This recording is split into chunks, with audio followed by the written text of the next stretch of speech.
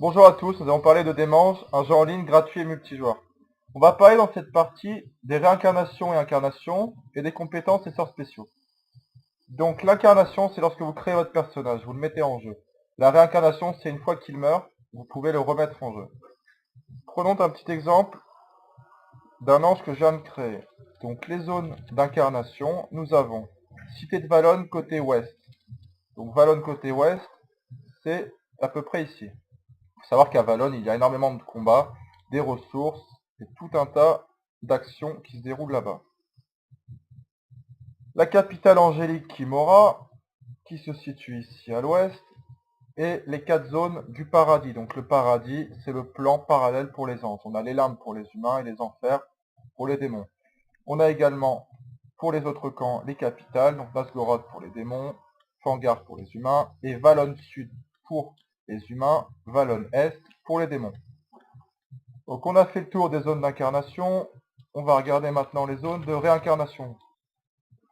Donc la réincarnation, c'est lorsque votre personnage meurt. Donc pour les anges, on a uniquement les zones au paradis. Ça permet de ne pas revenir sur Terre immédiatement après avoir été tué. Ce qui est plutôt logique pour les envahisseurs, par exemple. Ça leur laisse le temps d'attaquer. On va regarder maintenant les compétences et sorts spéciaux. Donc une partie des sorts spéciaux et des compétences est disponible à la pagode. Donc ici on est à la pagode, à la boutique des anges. Donc pour y rentrer, il suffit de se déplacer dedans. À la pagode, on trouve différents sorts spéciaux. On a ces sorts-là, altruisme qui permet de donner des points de pouvoir à des alliés, dissipation qui permet de détruire des sorts adverses, cap électrique pour les suiveurs, et manteau de foudre pour les meneurs. Donc manteau de foudre et cap électrique, ça permet de donner des dégâts et des malus à la personne qui vous attaque, lorsqu'elle vous touche. Donc à côté de ça, donc quand on est à la pagode, on peut acheter donc ces sorts-là, contre des pièces d'or. On a par exemple ici le parchemin altruisme. Donc une fois qu'on a le parchemin, il suffit de cliquer sur apprendre et le sort est donné au personnage. Une fois qu'on a le sort, il est niveau 0 en général, on peut le monter grâce au point d'investissement, jusqu'au niveau 3, 4 ou 5 selon les sorts.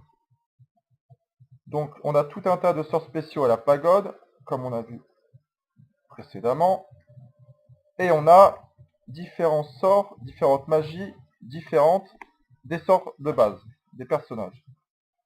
Donc pour acquérir ces sorts spéciaux, il faut récupérer un cristal sur les sources de magie. On a par exemple ici récupéré un cristal de glace. Donc le cristal de glace, dans la description, lorsqu'on double-clique sur le cristal, on a le nom du PNJ, Céladiel matricule 10, et l'emplacement du PNJ, donc qui se situe à Minéalis. Donc pour acquérir ce sort, il faut se rendre à Minéalis, et le PNJ est en noir sur la carte. Donc Minéalis, c'est ici, et le PNJ est dans cette zone, en noir. Une fois qu'on rencontre le PNJ, il faut lui donner le cristal, éventuellement des pièces d'or et d'autres objets pour acquérir le parchemin. Il y a 2 types de parchemin. Le parchemin pour les meneurs, le parchemin pour les suiveurs. Ici, on a le parchemin pour les meneurs avec le sort de glace, le cristal de glace, parchemin d'avalanche. Donc, pour apprendre ce sort, on prend le parchemin, on clique sur apprendre, et on a le sort, même système que tout à l'heure. Donc, chaque sort spécial a des caractéristiques différentes. Le cristal de glace sur les meneurs, on a faible coût, faible dégâts. Sur les suiveurs, surtout une grande portée. Le cristal d'air sur les meneurs, c'est un sort rapide. Sur les suiveurs, des dégâts importants. Le cristal de foudre sur les meneurs, une grande portée. Sur les suiveurs, un sort plutôt rapide. Le cristal de ténèbres, sur les meneurs, on a des dégâts assez importants. Et sur les suiveurs, on a des faibles coûts et des faibles dégâts. Et enfin, le cristal de fusion, qui est le plus puissant du jeu. On a des coûts très importants, des dégâts très importants, que ce soit pour les meneurs ou pour les suiveurs. Il faut savoir que quand on parle de coût, c'est surtout le coût en points de pouvoir, mais ça peut être également un coût en mouvement ou en nombre d'attaques.